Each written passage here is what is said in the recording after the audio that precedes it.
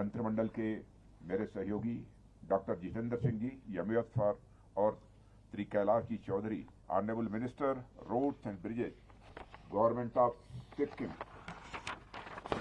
And Shri Tashi Gyalson, chief executive councillor, Ladakh autonomous hill development council, Leh, Shri Firoz Ahmed, chief executive councillor, Ladakh autonomous hill development council, Kargil, Shri Tirath Singh Rawat, member of parliament Garhwal, Shri Jayant Rao, member of parliament Jalpaiguri, Shri Jugal Kishore, member of parliament Jammu, Shri Tapir Gao, member of parliament East Arunachal, lieutenant general Rajiv Chaudhary, DG border road organisation यहां उपस्थित, और VC से जुड़े सभी अन्य जनप्रतिनिधिगण, सारे हमारे वरिष्ठ अधिकारीगण, श्योक के हमारे बहादुर नागरिक, बीआरओ के हमारे कर्मयोगी, मीडिया के मित्रगण, देवियों और सज्जनों,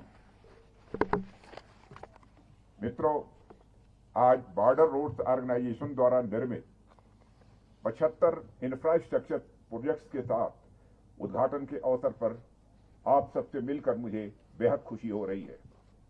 इस प्रोजेक्ट में देश के दूर दराज इलाकों में स्थित ब्रिजेज, रोड्स, हेलीपैड और कार्बन न्यूट्रल हैबिटेट आदि शामिल हैं। एक साथ इतनी बड़ी संख्या में इंफ्रास्ट्रक्चर प्रोजेक्ट्स का उद्घाटन अपने आप में एक बड़ा रिकॉर्ड है।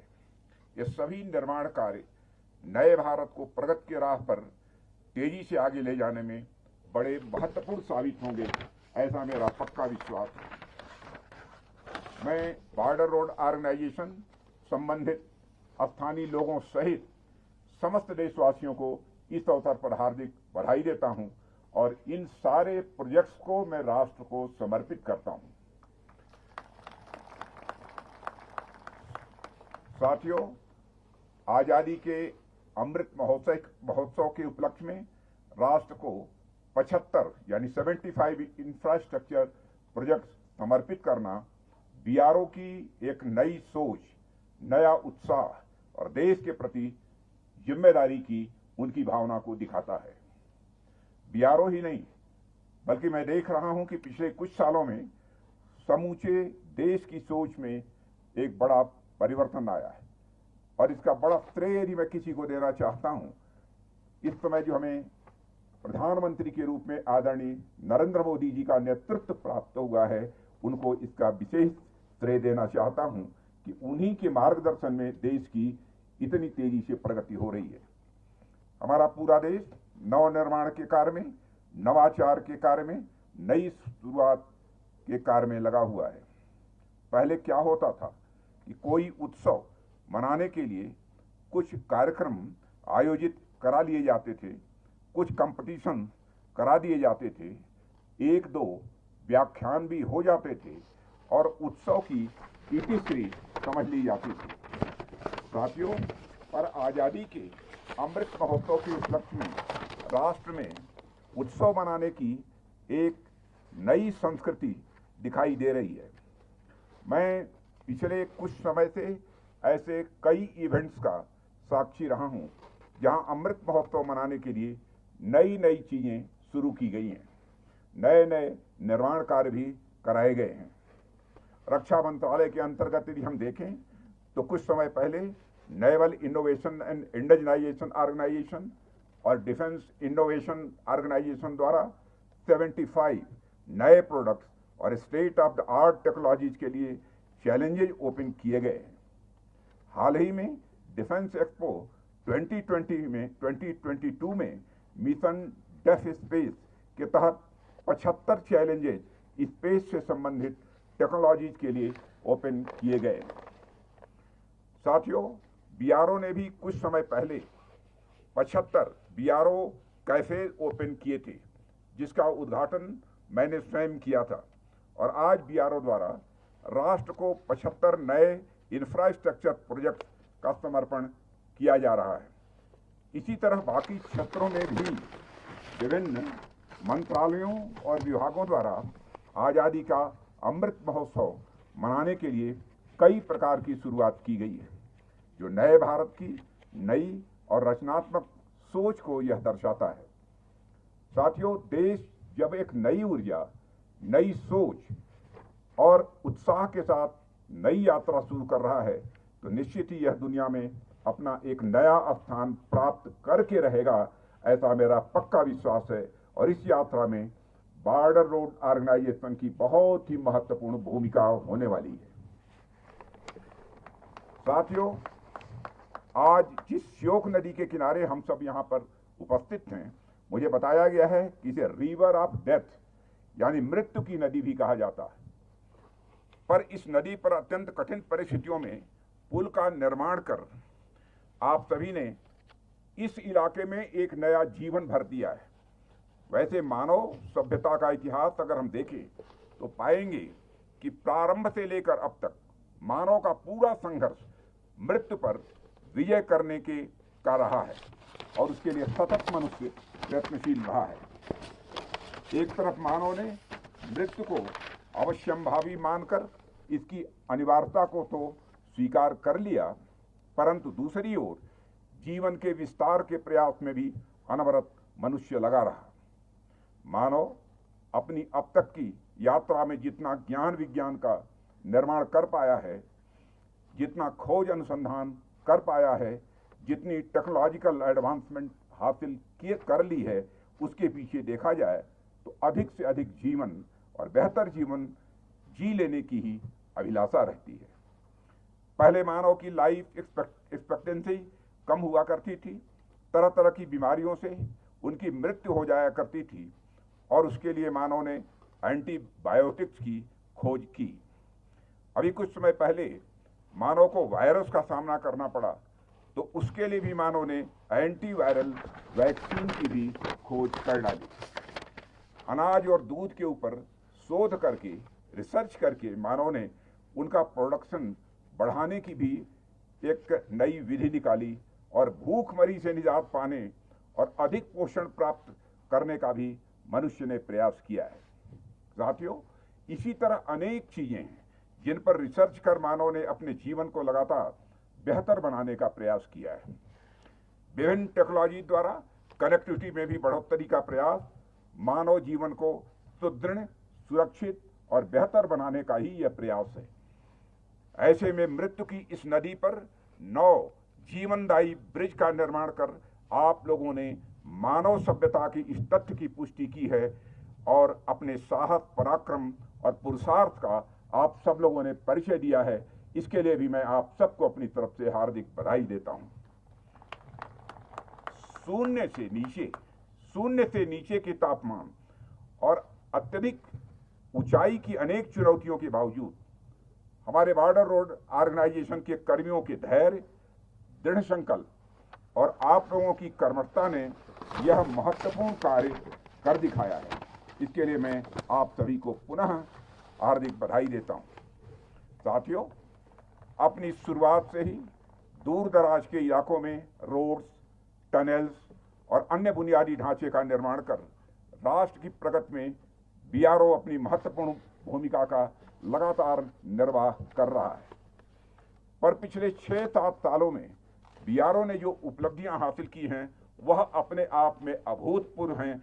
इसके लिए मैं बॉर्डर रोड ऑर्गेनाइजेशन की तहे दिल प्रशंसा करता हूं। अपने पिछले कार्यकाल में भी मैं लगातार आप लोगों के कार्यों से अवगत होता ही रहता था, वह चाहे कैपेसिटी और कैपेबिलिटी बिल्डिंग के आपके प्रयासों अथवा नए नए विश्व स्तरीय निर्माण कार्यों जैसे अटल टनल रोहतांग का निर्माण हो, चाहे कैलाश मानसरोवर मार्ग का निर्माण हो, चाहे जोजिला पास को चालू रखने की अवधि बढ़ानी हो, चाहे कुछ समय पहले राष्ट्र को कभी 54 ब्रिजेस का, कभी 43 ब्रिजेस का, तो कभी 27 प्रोजेक्ट्स का डेडिकेशन हो। उमिंगला पास पर 19,000 फीट से भी अधिक की ऊंचाई पर निर्मित दुनिया की सबसे ऊंची मोटरेबल रोड हो।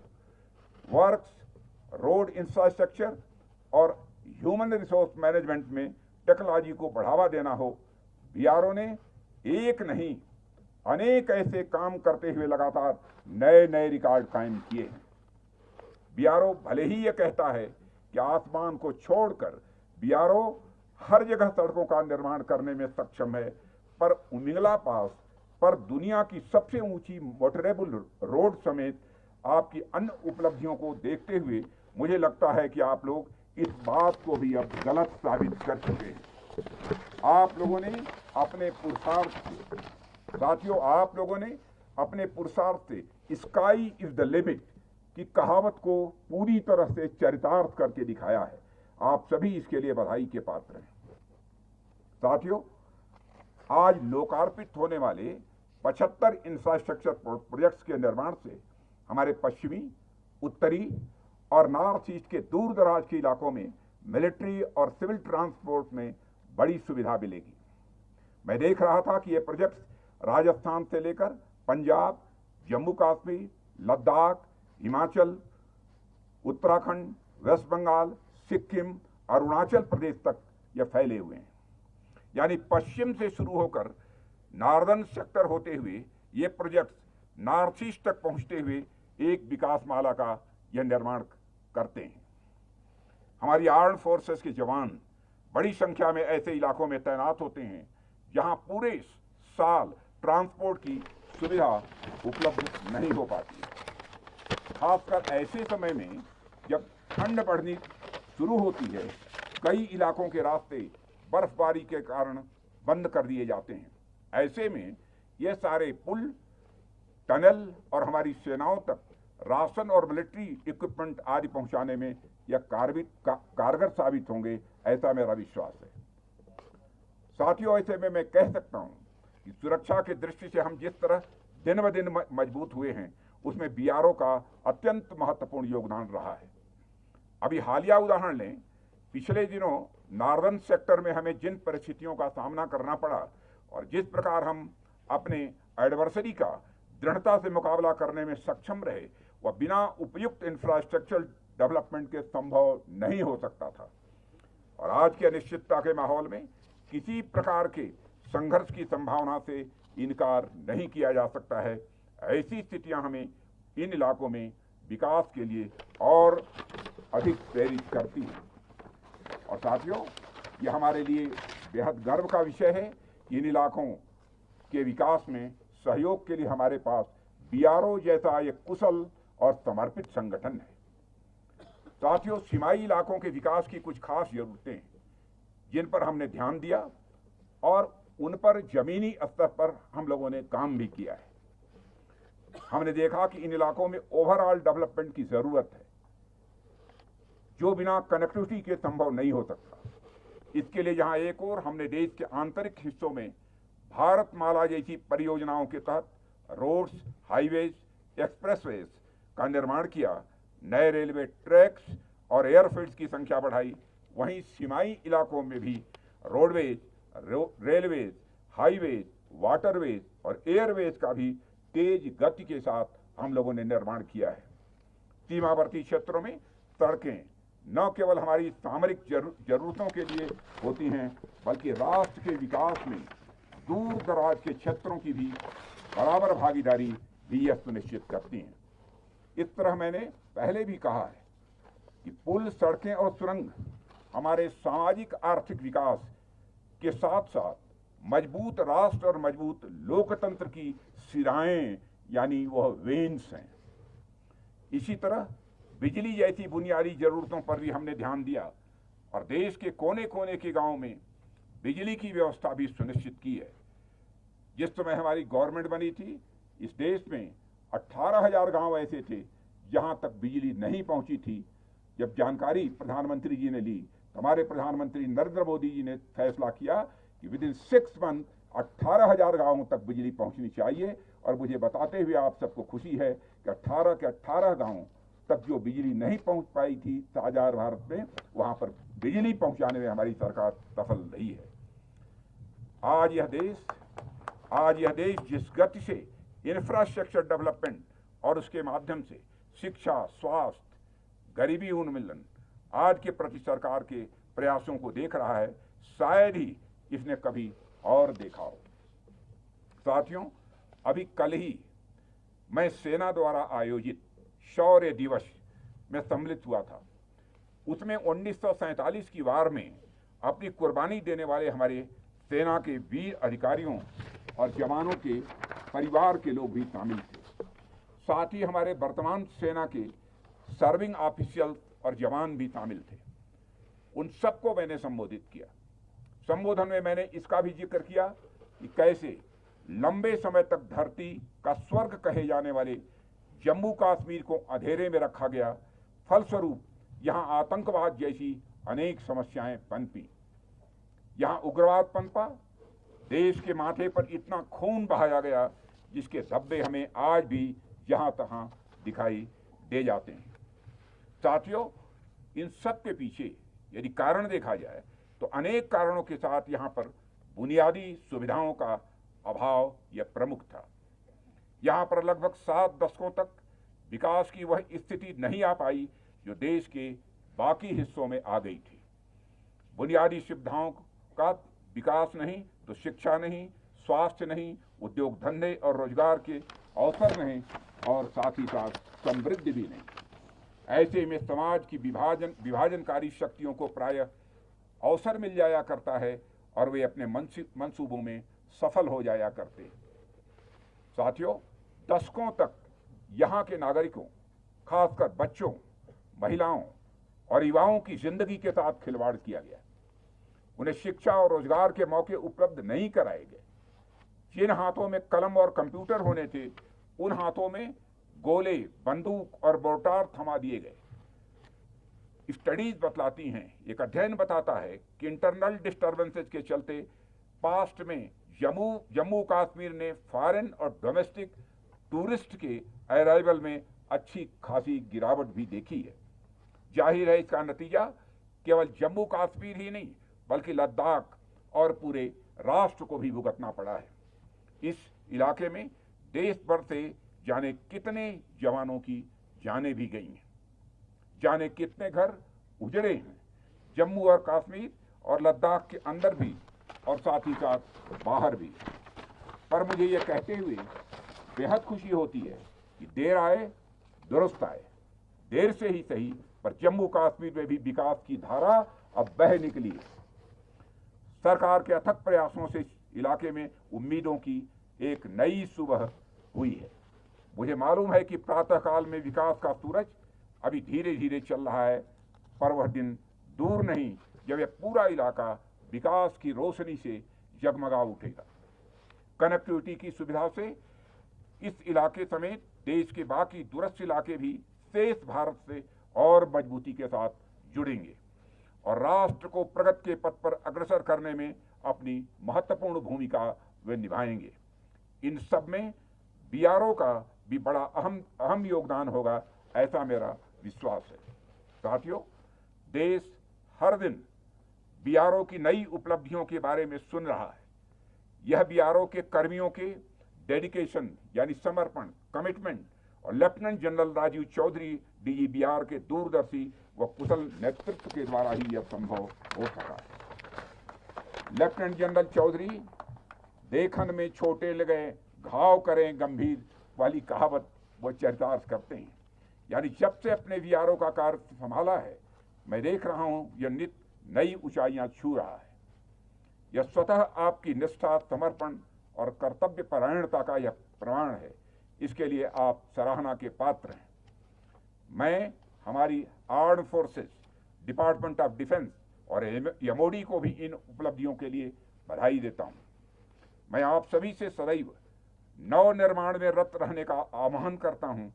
हम सभी हमेशा कुछ नया करते रहें और राष्ट्र को नई ऊंचाइयों पर ले जाएं, यह हमारा उद्देश्य होना चाहिए।